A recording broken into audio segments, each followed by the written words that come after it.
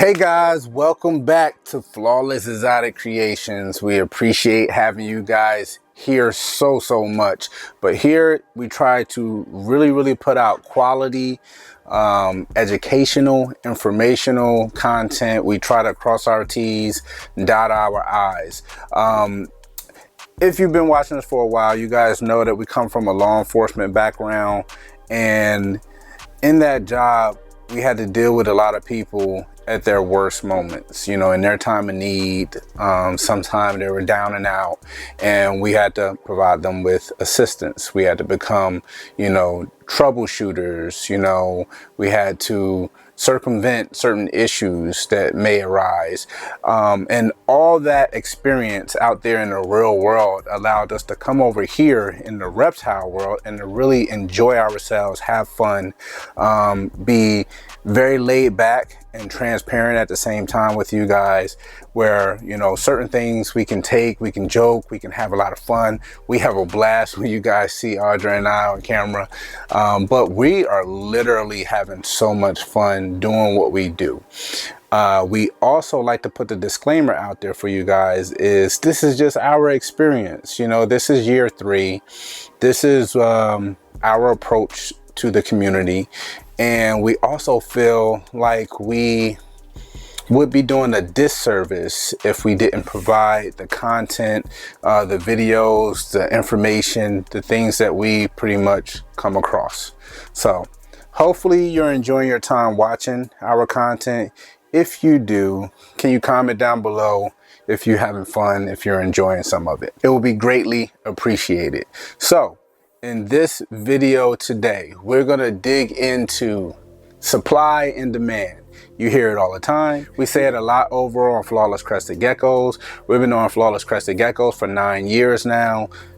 The crested geckos got us into the ball pythons, and we pretty much mirror the same business plan approach with slight twists and turns in things that we learned in doing maybe something the wrong way with the Flawless Crested Geckos, and then we try not to bump our heads over here with Flawless Exotic Creations.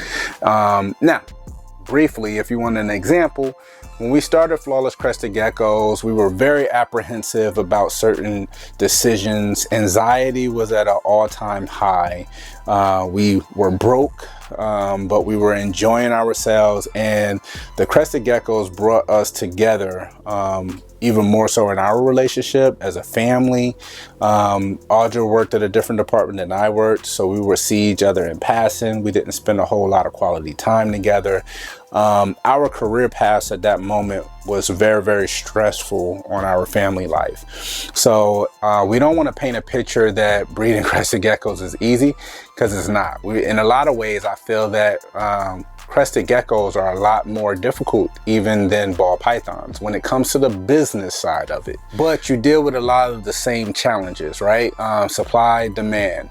Ball python community is going to be probably 1,000 times bigger compared to the crested gecko community. So we applied a lot of the resources, the information, and our firsthand experience in this transition, and understood that it's going to take time to grow as a business, to get your branding out there, brand identification, brand recognition, all of those things. So this specific episode, we're going to talk briefly on supply and demand. We received a question actually on IG saying basically they've heard the saying time and time again. They've watched 100 of our videos, which thank you so much, and they've heard us say the same thing. Well, we want to kind of give you guys a visual. So there's going to be some snakes being shown off in just a second, but we want to really talk and dwell on what we actually mean when we talk about supply and demand. So whether your breeding projects are passion projects, whether they're for profit, whether they're personal projects, this video is going to be the video for you if you're looking for some direction or some help in just understanding the concept as it applies to ball pythons. So we don't like to beat around the bush here at Flawless, so ask the question straight out. Does supply and demand apply to ball pythons? Yes, that's the simplistic answer. Yes, it does. Like any other business, it applies. However, it applies differently than any other traditional business that you may be familiar with, whether it's restaurants, whether it's clothing, shoes, food. All of those business ventures are going to function completely different. We talk about ball pythons and crested geckos. All these are very niche business avenues, and they are not necessities in the home. These are going to be based more fun, enjoyment, more of a luxury to have. You're gonna definitely buy food for your household hopefully before you're buying a snake that you feel that you need. You're gonna buy a snake because you want that snake, and you hopefully can financially withstand purchasing that snake. Now, what are some of the things that are gonna be different? Number one, we're as a breeder, on a breeder side and producing, and that's pretty much why you will be watching this video. The battle is pretty much going to be had in competing for kind of identical products, right?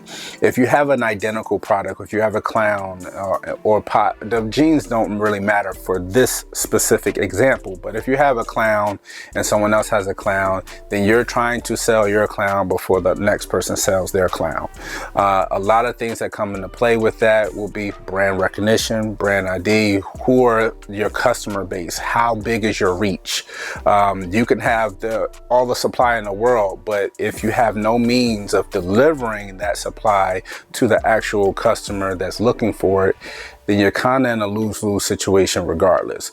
Therefore, that's why we always say, it doesn't matter whether you vend, doesn't matter whether you sell online, you have to figure out what your customer base is and what you're looking to serve, and serve it to the best of your ability as the breeder. So the best approach, obviously, with supply and demand is, instead of competing over the same identical products, you're going to want to work with very unique genetics, lines, whether you're working with specific expressions of certain genes, rare genes, visual quality that's there, as well as working with specific breeder reputation that leads to long-term project building, the long-term planning on what is your outcome. Is it just to sell a piece of whatever the puzzle it is you're working, or is it to optimize your collection and put you in the best possible position to create your next needed piece for your project? Darren and I were actually, Darren at Sloan Morphs was just talking about that, you know, trying to connect your collection with the direction you wanted to head in, and try not to make sure that it just stays stagnant. It's okay for a season or 2, 3, whatever, that your collection, you know, stays stagnant. It's all right, because it's really not a race. But if you're trying to create that next best thing and you're into a project relatively early, and you're looking to try to make a revenue, you know, on that project, or bring revenue back to that project, then if you're missing the odds over and over 2, 3 years in a row, the best case scenario is to improve your probability of hitting the odds that you're going after. So again, you have to throw more money into that well, and hopefully that you'll get it back on the return. Now, if you stick with it long enough, you're going to get it back no matter what. A lot of the time, we say it all the time, the person that folds soonest is the person that's going to be truly disappointed as far as your ROI with your return on your investment. So that's enough of me just blabbing here. As I explain the next few things dealing with supply and demand, let me show you a few snakes. All right, I'm gonna show you guys this little spicy little bugger. This is, so far, it's a holdback girl of ours. This is a Wookie Orange Dream Yellow Belly, 66% Hetfer pied. And I'll get to show you guys kind of a sweet comparison video as well. Now, reason I kind of showed this off in this video, because it really fits. Oh, you tried to really get away from me, huh? So demand, on the demand side of things, the demand rises, right? Because of several different key factors. New or rare recessive genes or incomplete dominant genes, as well as combinations of genes, which is why I show off a combo like this. If I wanted to go and purchase this for us, I can't find it, you know. And yes, I do hope that it proves, or she tests het for pied as well. But even if she doesn't, we can continue to work that down the road. We're working long-term projects where a lot of the times we're looking maybe 2 and 3 jumps ahead. We may not be quite there yet, but that's just kind of where we're looking. So you want to also make sure you're working with very, very high quality lines, right? That's gonna increase the demand. We see it all the time, every day, from reputable breeders, and we're not talking about ourselves. We're talking about the Canovas, the Aussies. You'll see people list things for sale, especially when they bought something, and they'll list, hey, this is from Bob, produced by Bob Vu or Josh Jackie or Ozzy. And it's really, really cool to have such a reputable brand that's one of the selling factors of you getting your snake into someone else's collection. Now, while I talk to you guys, I wanted to pull this one out. This is last year's production. This is actually from a different pairing, but this is the same combination here. So this is the Orange Dream, Yellow Belly, Wookie, but this one is double het for DG and Pied. So look at the consistencies and that quality of Wookie. Really trying to push Wookie in our collection, along with Chocolate as well, because we're doing some different projects with that as well. But very impressed with Wookie. So like I said before, a big demand. The big demand rises when you're dealing, or when you are a proven breeder, and I'm not talking about the actual snakes, but your reputation in and of itself. When your customer service speaks for itself, people can trust you.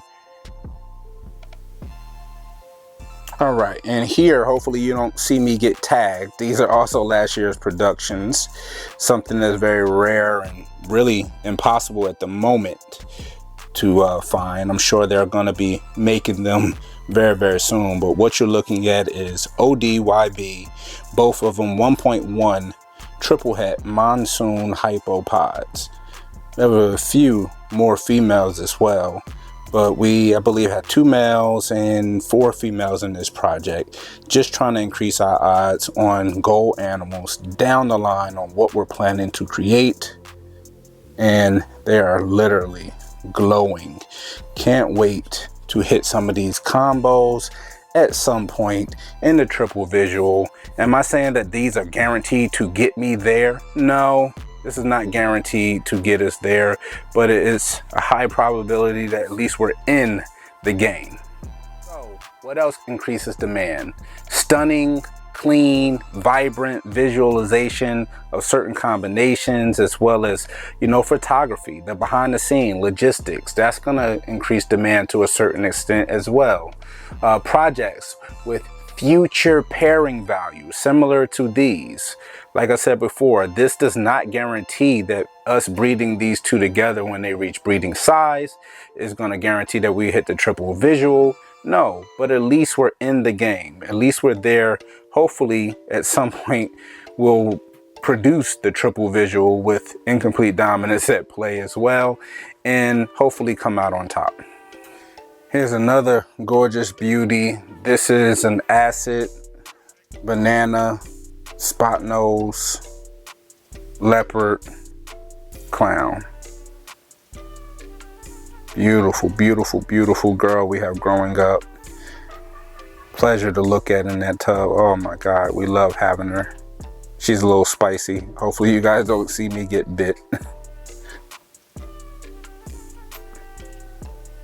Yet again, this is just an example of something where we thought of it. Sorry, mama. We thought of it and it came to fruition for us. The odds gods blessed us enough that we hatched it out.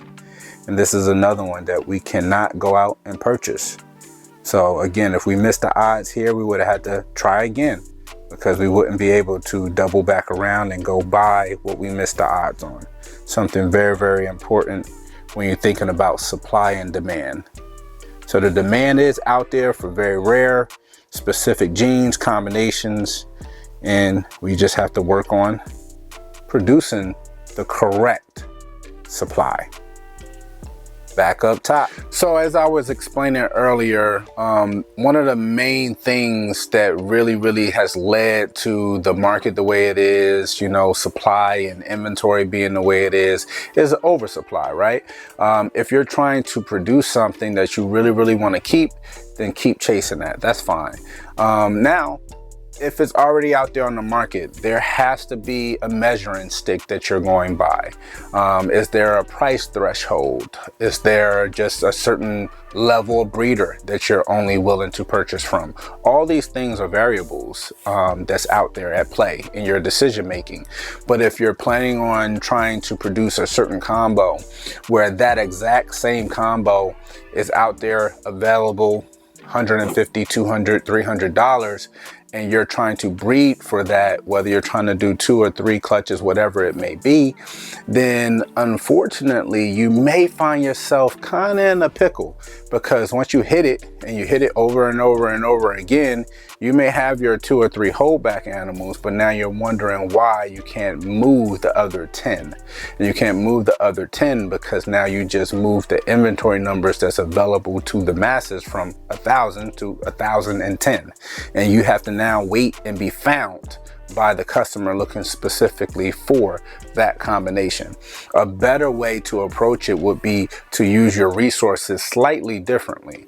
Use your females and your males to do different things, to be a little bit more creative. And if it was us, what we would do, we would go out there and network and check what's out there and browse through the 1,000 that's available and pick our 2 or 3 to actually purchase and add to our collection, because those genes or that combo that we don't have, that we were trying to previously make, is already a part of a bigger plan down the road. In hindsight, you end up killing multiple problems with doing it that way. You can knock down some of the available inventory that's out on the market, and also you can use your resources, meaning your male and females in that breeding project, to do different things, hopefully that bring you closer to a future goal, and you're not stuck now trying to figure out how to move that previous 10 additional animals and adding it to the 1,000 plus that's readily available already. As Darren and I continue to talk tonight, and you guys have to remember something, we're students of the hobby as well, just like you guys are. We're enjoying every bit of it. Sometimes we see people create some phenomenal animals and we're like, put us back to the drawing board. Man, we got those pieces, we could do that. And it's nothing wrong with replicating someone else, but if replicating them is just kind of putting you behind them, that really doesn't make any sense. And I'm not saying that you need to lead the pack every single time. The issue is you need to sit at the drawing board and really dig down and figure out what you want to create. Altering it along your journey is perfectly fine, but you want to make sure that you're not chasing something in-house that's someone else's dream, that you had no clue you were doing until you start having all these babies and you sit back and say, what in the world am I doing?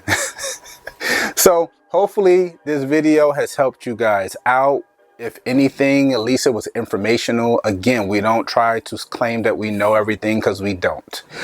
We are students and we are learning each and every day. We appreciate your viewership. We love having you here at Flawless.